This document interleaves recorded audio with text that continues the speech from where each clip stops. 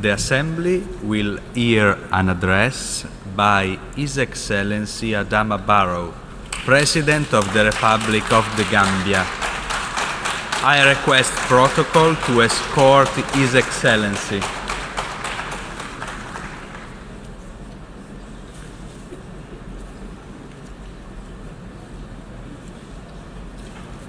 On behalf of the General Assembly, I have the honor to welcome to the United Nations His Excellency Adama Barrow, President of the Republic of the Gambia, and to invite him to address the Assembly.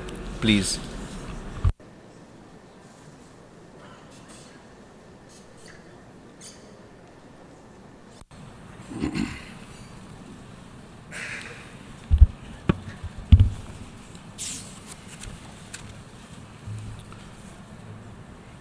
Mr. Secretary General, Madam President, Your Majesties, distinguished heads of state and government,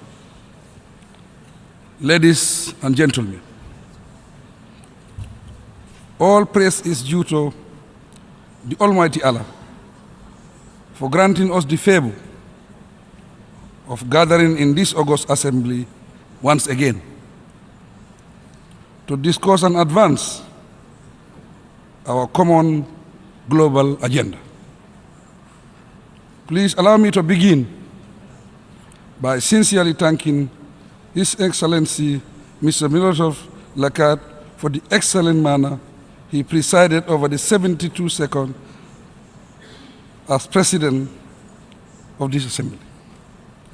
By the same token, I congratulate you, Madam Maria Graces, on your assumption of the presidency of the 73rd session. I assure you that, as one of your vice presidents, the Gambia pledges its full support and cooperation during your tenure of office. Madam President, the theme for the 73rd session, making the UN relevant to all people, global leadership and shared responsibilities for peaceful, equitable, and sustainable societies, is indeed very relevant in today's global affairs.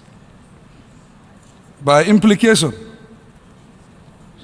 the pursuit of the UN's mission for peace, development, human rights also remains as relevant today as it was in 1945 when it was adopted in response to the horrific experiences and destructions during that gloomy era. Amid the complex multilateral challenges that continue to confront us globally, no country can strive or solve all its challenges in isolation.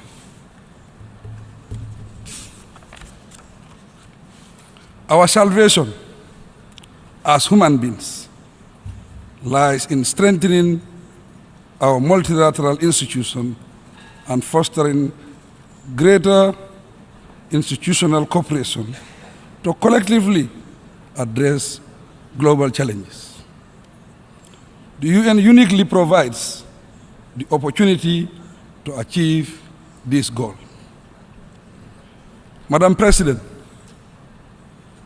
it is apparent that in order to make real progress, effective global leadership is imperative.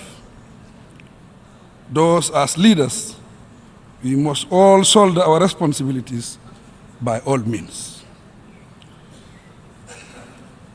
This should compel us to support and invest more in the United Nations instead of withdrawing our participation or cutting back our financial support. It is an irony that at a time when multiple global challenges are emerging and mounting, support for the work of the United Nations is being undermined through inadequate funding. Those of us who value the UN, as well as those who have benefited immensely from its work, should be at the forefront to call upon all member states to step up support for the organization. Indeed, the UN has to play a lead role in solving global challenges. And our task is to ensure that it has the required capacity, influence, and effectiveness. Madam President, decisions and actions rooted in our rules-based international system that is underpinned by multilateral agreements and processes from the basis for the successful conduct of relations between and among nations. Let us therefore restore faith in our rules-based international order so as to remain relevant and collectively make progress on our global agenda, ranging from tackling the menace of climate change and terrorism to addressing disarmament, trade, development, and other concerns to humanity. Madam President, I am confident that it is only through effective global leadership and effective international cooperation that the well-being of all of the world's citizens can be achieved. As leaders, we have the shared responsibility to promote a world order that prioritizes peace over insecurity. A world order that eliminates the growing inequalities around the world. A world order that brings us sustainable development. Madam President, with reference to the Gambia, and following a difficult political impasse in December 2016, Gambians have managed, with the support of our partners, to restore democracy and the rule of law in our country. We have completed our national electoral process in full after successfully conducting both legislative and local government elections. We are also resolutely pursuing institutional and constitutional reforms. Such reforms have commenced with the hope of putting the Gambia on a solid path to becoming a shining champion of democracy and human rights in the world.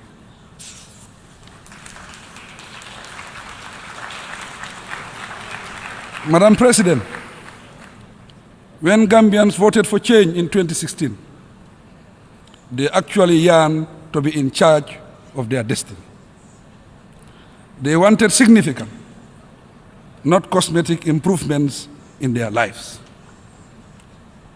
It is for this reason that my government is now implementing a comprehensive national development plan 2018-2021.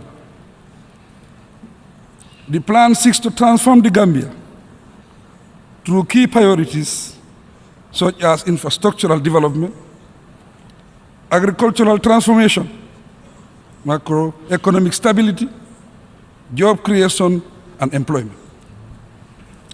The plan also seeks to consolidate our democratic gains through good governance, rule of law, and respect for human rights and people's rights.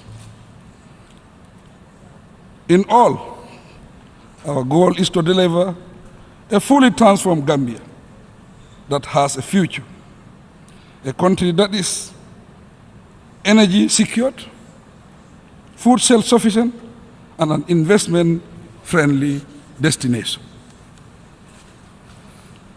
We have also begun to exploit and harness the benefits of information communication technology as a catalyst for modernization and youth empowerment.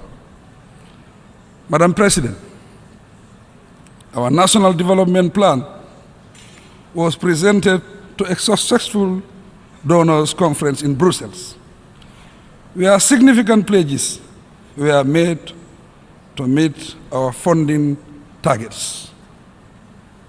I must express yet again profound thanks to our bilateral and multilateral partners, including the United Nations, the European Union, World Bank, and many others for their interest and support. We are indeed truly grateful as we look forward to their continued collaboration and support to attain our development objectives. The National Development Plan will continue to be implemented through the partnership and solidarity built at the Brussels meeting. Quite thoughtfully, the plan is consistent with the Agenda 2030 on sustainable development, as well as the African Union Agenda 2063.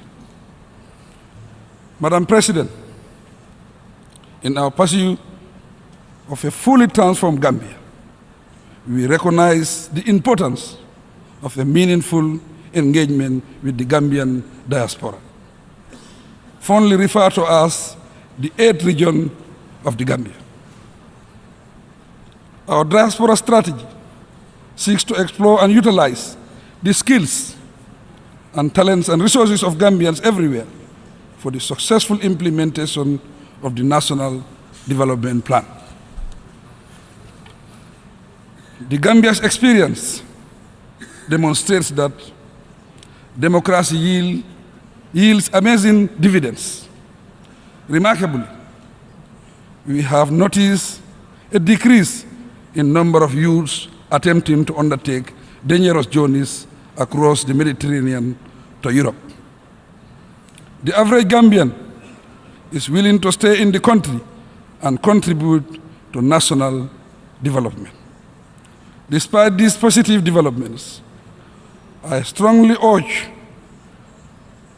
that interventions to curb youth migration be supported through incentives. On account of this, we look forward to a high-level conference in Marrakech, Morocco, in December 2018 to adopt the new Global Compact on safe, orderly, and regular migration. Better educational and job opportunities must be harnessed for the youth in order to inspire them and give them hope in life. In this regard, my government stands ready to work collaboratively with the United Nations, the African Union, ECOWAS, and other regional blocs to devise and implement suitable strategies and interventions.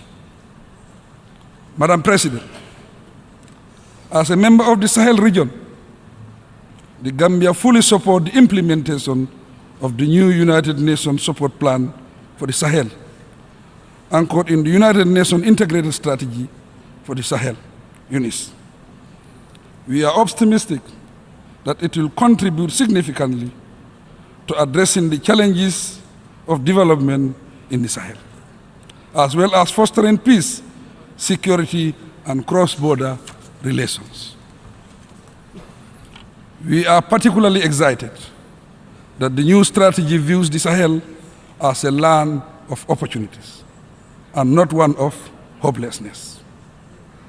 In light of this, we envisage that this strategy will yield important dividends for Africa, especially towards the maintenance of peace and security and the elimination of terrorism in the region. Strategically, we must disrupt all criminal networks and the financing of transhuman crimes through better information sharing and cross-border security initiatives. Madam President, As we battle these negative forces and try to fulfill our aspirations of silencing the gun on the African continent by 2020. We are worried about the state of the United Nations peacekeeping mission in some of our troubled spots, especially in view of the drastic cuts to the peacekeeping budget. The unavailability of the critical resources required to support peacekeeping is quite worrisome. The Gambia supports the introduction of appropriate reforms to strengthen the UN's capacity for both peace building and peacekeeping. And this should be reconsidered and maintained as important priorities on the organization's agenda. My government proposes that we do better to protect the lives of not only innocent civilians, but also the men and women who constitute the peacekeepers. At this juncture, let me seize this opportunity to pay tribute to all the gallant peacekeepers who have fallen. We call on our partners to rise up to the challenge and stop the protraction of all conflicts. Consequently, we support the Secretary General's agenda for reforms. Madam President, as Africans, we must assume leadership for maintaining peace and security on our continent. In this respect, I commend the leaders of Ethiopia and Eritrea for the extraordinary efforts made to bring lasting peace to the Horn of Africa. They have set an example for the rest of the continent to emulate. In a similar vein, I applaud the leaders of South Sudan for agreeing to restore peace and work towards developing their country. We call on the leaders of Libya and Central African Republic to intensify their efforts through political dialogue for national reconciliation and peace. Madam President, my government reaffirms its strong support for the two-state solution to establish peace between the Palestinians and their neighbors. Related to this, we pronounce our unconditional recognition of the One China policy. Similarly, we recognize the support provided by the government and the people of Bangladesh to address the plight of the Rohingya Muslims. As the upcoming chair of the next OIC summit, the Gambia has undertaken through a resolution to champion an accountability mechanism that would ensure that perpetrators of the terrible crimes against the Rohingya Muslims are brought to book.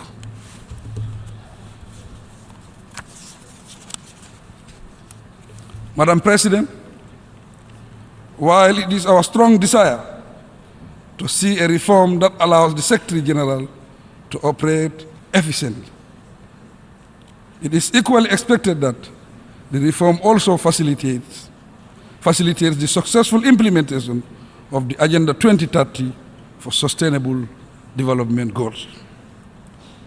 Madam President, reform of the United Nations Security Council is long overdue.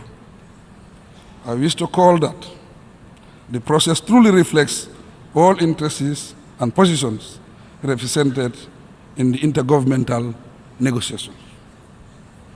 We are convinced that Africa's voice needs to be fully represented on the UN Security Council. Madam President, my delegation looks forward to a successful 73rd session, and we hope that your election will solidify the platform to highlight the plight of rural women and girls during the session. Madam President, before I conclude, let me express sincere condolences to the family of former UN Secretary General Kofi Annan. Mr. Annan was a formidable voice on everything, including reform of the United Nations. He stood for a just world and was a passionate advocate of good governance and fundamental freedoms. Kofi Annan will surely be greatly missed. I thank you for your kind attention.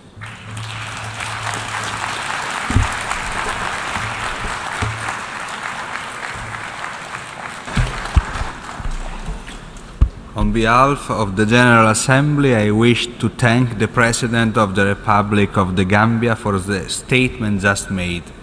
May I request representatives to remain seated while we greet the head of states.